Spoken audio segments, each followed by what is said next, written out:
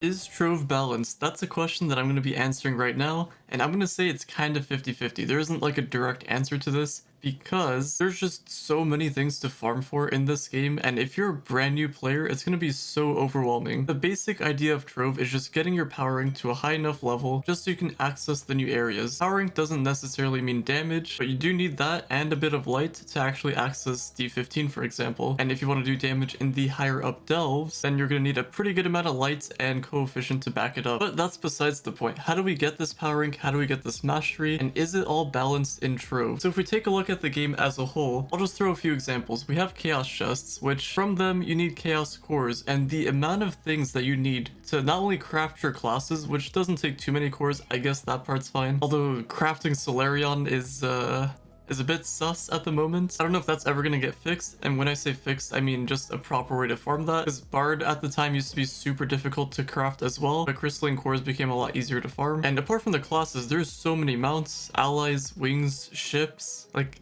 a lot of them costing 20 chaos cores. Like, there's a bunch of costumes to get. It would take a new player a very long time just to get it from chaos chests. So that's where other things come in handy. So we have scout saucers, chaos hounds. I know there's a couple more allies and other things that loot into cores, but scout saucers being one of them. So when we have all these things to collect, it is helpful that there is another way to actually farm these things. But then again, maybe farming isn't the right word. I guess we'll go with finding the right timing, because scout saucers specifically appear in Luxian. So whenever that rolls around, you can potentially get some of those. There's going to be some listed on the market, so you can potentially buy those, and that should help you boost your progress in the chaos chest bench. And overall, I think that's just going to take a super long time. Even with the help of these mounts and stuff, it's just going to take a super long time, because at the time of me recording this, it's not too easy to get flux wise. It's pretty expensive actually, and I'm sure other people have it that you can probably buy it from in bulk, but the prices are just too expensive right now. So like, a new player just starting out probably won't have an easy time getting these. And kind of adding on to that, another thing that's not too easy to get is dragon coins, because you need a ton of dragons. I don't remember the calculations for the exact amount of dragon coins. I believe it was somewhere around 15,000 to 20,000. That number could be completely off, but I believe it was just somewhere around there. If you include the soul dragons and the primordials, it's probably going to be like, we'll just say 30,000. 30,000 dragon coins. Might be more, might be less. Either way, you need a ton of it. And at the moment, we don't have a way of efficiently farming dragon coins. We can't really buy dragon coins. I mean, technically you can with money, but we're here to play Trove free to play, so that option's out the window. You could use qubits. The process is still slow, but you need qubits for other things like crystal gem converters and the other mastery items that are inside the store. And for some, the timing ended up being pretty good, because a few years back, probably a little bit more than a few years, was when Skellies and Frosties were a thing, and that's where a ton of people got all their dragon coins. And not just dragon coins, but other time-gated resources like diamond dragonites, which you will need for primordials just to get the eggs. You're able to get bound brilliance, which is also another time-gated item, despoiled divinities, gem booster boxes, empowered gems. You guys get the point though. So in terms of farming all of the dragons in-game, it'll take you a very long time without the help of an event or something else to actually help you progress further, because you can't really buy these dragon coins. You can, however, buy the dragons, but they're pretty expensive, so a new player just won't be able to do that. I mean, you could, but you would need some insane flux making strategies. Now, I understand the point of making things not too easy to get for everybody, which I'm sure we can all kind of agree, like, if everything was super easy to get, everyone would do it and everyone would be at the top. So it's nice that there are some difficult things to get. I think the dragon coins, either that or just the diamond dragon knights and stuff like that, should be a little bit easier to farm. They're a little bit too much, and I want those specifically to be a little bit easier to get because those give permanent stats, and the permanent stats are going to be very helpful. And on top of that, you get mastery. The main idea is getting to 500 Trove mastery, just because it gives you a little bit of extra power rank and just overall damage. And then after 500 Trove mastery, you just get +1 power rank and the magic find, which is pretty useless. So it kind of ties in with the chaos chest bench. You don't have to get all of the items, but if you're trying to go for rank 1, then you do have to get these items, and it'll take a very long time. But compared to those two so far that we talked about, dragon coins need to be a little bit easier, at least. Something about it needs to be more efficient. I know that you can get dragon coins from the Bomber Royale area if you trade in your coins for the dragon coins, but it's just not enough, even with the tomes. And if you happen to do all of your hourly challenges and just open those lesser dragon caches,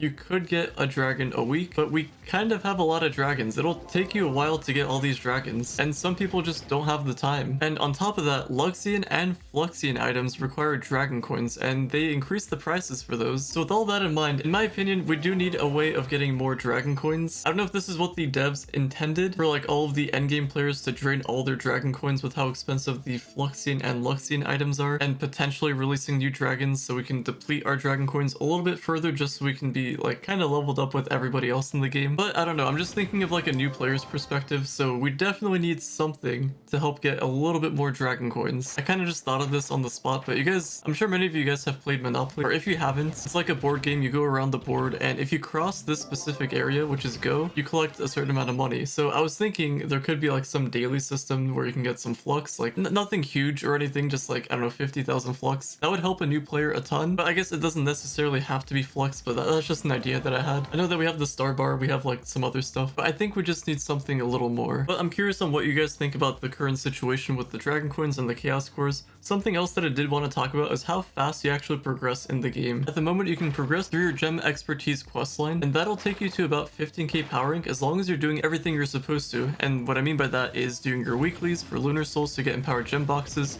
potentially getting a 3-star stellar because that's what you want to aim for, getting your character to level 25. I know the quest line will take you through this eventually, but getting your class gem, hopefully getting a crystal 3-star, but if you can't, a 3-star stellar would do just as good, and then eventually convert those. And the stellar gems, and even the radiant gems for that matter, that the game gives you, you can just level those to 15 and that'll boost your power rank a ton. You'll eventually get to 5,000 power rank to get crystal gear from Geo Topside. You just need Pearl of Wisdoms, which they're pretty cheap now, and that's going to boost your power rank a ton. You can get a crystal ring from the marketplace.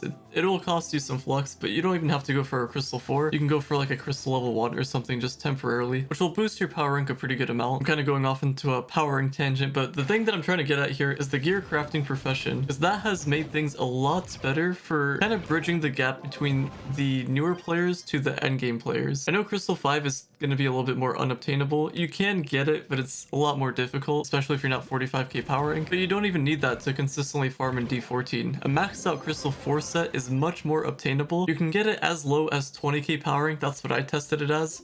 You just have to finish that profession, and I highly recommend it because that will get you a ton of power rank as well. Now, I don't recommend opening them at 20k. I'm pretty sure you can get them as low as 15k, but I haven't tested that. I tried it out on an alt account, opened the gear crafter boxes at 25k power rank, and it's kind of just a mix of crystal 3s and 4s. Eventually, you will get a crystal 4, and that's what I applied to my classes. I just replaced the crystal 3s with the 4s that I ended up getting. It required a bit more farming, but I was able to get more of the materials that are inside those gear crafter boxes, so it kind of worked out. And nowadays, Nitro is pretty cheap, and I say pretty cheap. Back then it used to be like 100 to 200 each. Now it's less than that, so at least we have that going. And forge fragments dropped a ton in price as well, and the main important thing is the crystalline cores, which became super easy with these gear crafting boxes. All you have to do is just finish that profession, get it to level 250. And the cool thing about these boxes is that it gives you the gear at level 2. It already upgrades it. All you have to do is apply pearls and just put it on your gear, and then you can just finish maxing that out whenever you can. And if you plan to loot collect it, if you have extras,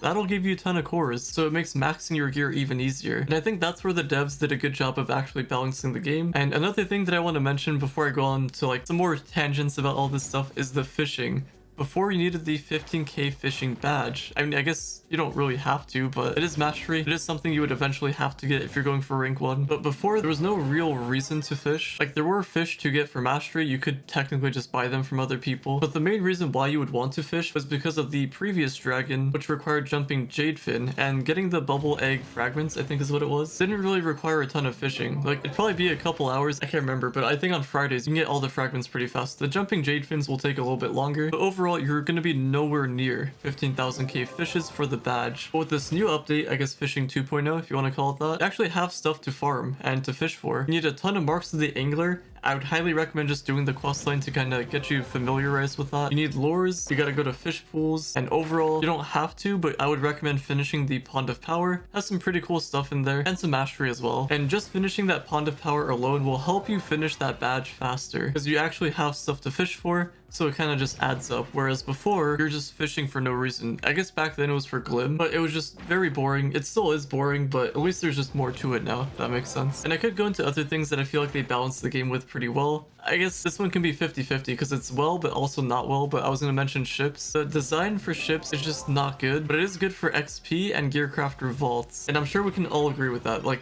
ships are just so OP, and I don't think the devs really intended it to be what it is now, I guess. And overall, it's just a poor design. You can kind of see the changes they made, because with the 5-star dungeons in D15, the new area, you actually have to farm them, whereas for the ships, they're in waves, and everybody can kind of just stay stationary and just get a ton of XP and Gearcrafter vaults. So in terms of progressing that way, it's fast, efficient, it's good. In terms of gameplay and just the health of the game, I don't know what if you want to put it that way, it's pretty bad. So overall, Trove being balanced, it's kind of 50-50. Some things are and some things aren't. I hope that they can fix it. Farming Mystic Gear is almost impossible, and I'm curious on what you guys think, so let me know in the comments down below. And that's gonna be all for today's video. Please drop a like, it does help out the channel a ton. And if you want to see more guides, tutorials, and just me talking about Trove and all that good stuff, then hit that subscribe button for more content. And on that note, I'll see you all later.